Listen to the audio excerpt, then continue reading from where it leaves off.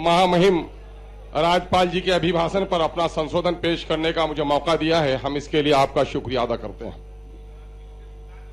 मशहूर स्कॉलर जोलियस ने सन 1941 के हवाले से लिखा है कि हाउस ऑफ कॉमन में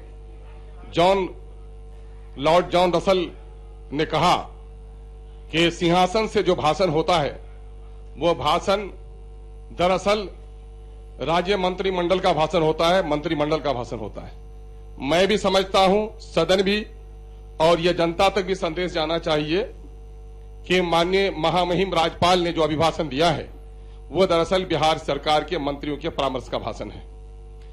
मैं कोरोना के इस मामले में इस वक्त देश में हमारे डॉक्टरों ने, पुलिस के नौजवानों ने जो लड़ाई लड़ी है, हम उसको मुबारकबाद देना चाहते हैं। बिहार सरकार ने भी अपने पीठ को थपथपाने का काम किया है, लेकिन गवाह है बिहार के लोग कि वो मजदूर जो पलायन करके गए, और माननीय मुख्यमंत्री ने और सरकार ने शुरू दिन से कहा था कि हम पलायन को रोकेंगे, और पलायन को रोकने में क्या सफलता मिली है। कोरोना काल में जब देश के तमाम तर शहरों में बिहारी मजदूर के रोने और बिलखने की आवाज आई तो लगा बिहार का मजदूर 2 वक्त की रोटी के लिए पूरे देश में फैला हुआ है।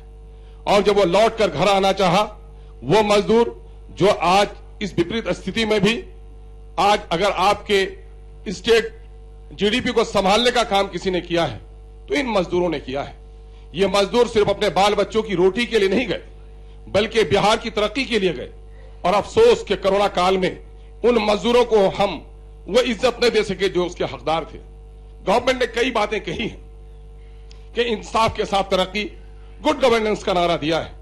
मैं समझता हूं कि 15 साल के बाद किसी भी सरकार के लिए जो पेश किया जाता है गवर्नर का खुतबा, वो दरअसल स्टेट पॉलिसी का हिस्सा होता है। स्टेट की पॉलिसी एजुकेशन में क्या रही है, अभी हमारे विपक्ष के कई नेतागण ने आपको आईना दिखाया है।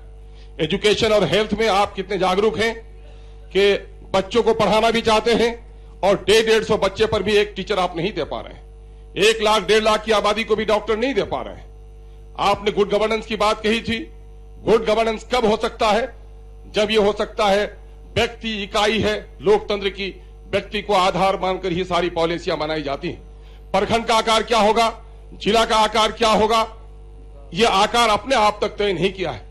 आपने एडमिनिस्ट्रेटिव रिफॉर्म की बात कही थी। आपने कहा था कि साहब हम छोटी छोटी इकाइयों में डिसेंट्रलाइजेशन ऑफ पावर करेंगे।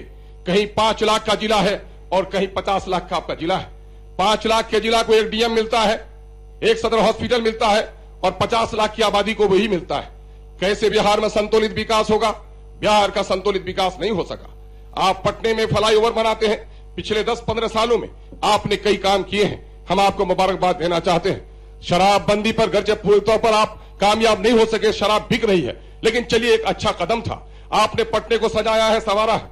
आपने राजगीर को खूबसूरत दुल्हन की तरह सजाया है, हम आपको मुबारकबाद देना चाहते हैं। लेकिन संतुलित और इंसाफ के साथ तरक्की का नारा इस बात को भी पुकार पुकार कर आपको कह रहा है कि बिहार का मतलब सिर्फ पटना के इर्द गिर्द की बस्तियां नहीं है, बल्कि वो सीमांचल का वो इलाका।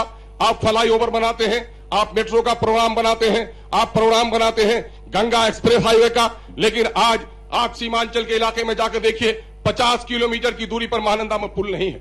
हजारों को लोग बेघर हो गए हैं, उनकी खैरियत पूछने वाला कोई नहीं है। 50-50 किलोमीटर पर कॉलेज नहीं है। आप नारी उत्थान की बात करते हैं, हमारी बेटियां कैसे पढ़ सकती हैं, हमें रोजगार का मौका कैसे मिल सकता है। यही है कि आर्थिक सर्वेक्षण में जो रिपोर्ट आई है वो रिपोर्ट दर्शाता है कि कितनी डिस्पैरिटी है, क्षेत्रीय कितना असंतुलन है, कि कहीं मुंगेर में 90 करोड़ प्रति व्यक्ति आय है, 1 लाख से ज्यादा 1,25,000 का आय आपका प्रति व्यक्ति आपका पटने में है, और हमारा सीमांचल में 17 और 18,000। सीमांचल की सच्चाई यह है कि बैंक में 60 जमा राशि अगर हो तो 75% राशि हमारे पूर्णिया में है, 60% की राशि हमारे किशनगंज में है, लेकिन सबसे कर्ज हमारे कम लोगों को दिया जा रहा है। हमारी नदियों में पुल नहीं बन पा रहा है, हमारे घर कट रहे हैं, उसकी खबर लेने वाला कोई नहीं है। इसीलिए सत्ता का विकेंद्रीकरण हो, यही कहा गया था, चाहे राजा का बेटा हो, चाहे मेहतर की संतान, सबको मिलेगा मौका एक समान। मैं सीमांचल के लोगों को, अपने साथियों को साक्षी रखकर कहना चाहता हूं कि आज पटने से हमको इंसाफ नहीं मिल रहा है।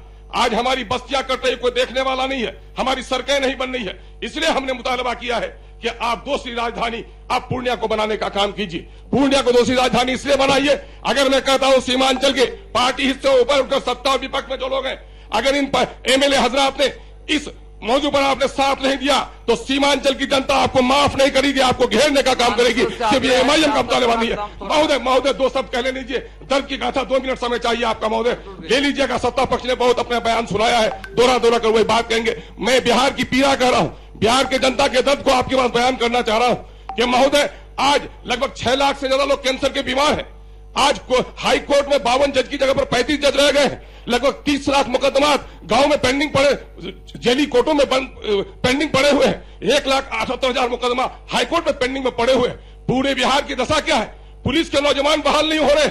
आज जाकर गांव में देखिए, जाति प्रमाण पत्र, आय प्रमाण पत्र को वसूल करने हासिल करने के लिए 12 दिन का वक्त दिया है। महोदय जरा 2 बात कह लेने दीजिए। महोदय आप तो हमारे लिए हमेशा बड़े मेहरबान रहे हैं, मैं समझता हूं कि हमको आप संरक्षण देंगे, आसन संरक्षण देगा। महोदय मैं बिहार के दर की बस 2 मिनट में खत्म कर रहा हूँ हुजूर। सर मौत का फरिश्ता भी मां से मिलने का वक्त देता है हुजूर, मैं तो दर्द की बात कर रहा हूँ, मौत के फरिश्ते नहीं आप हुजूर। जरा 2 मिनट टाइम दीजिए।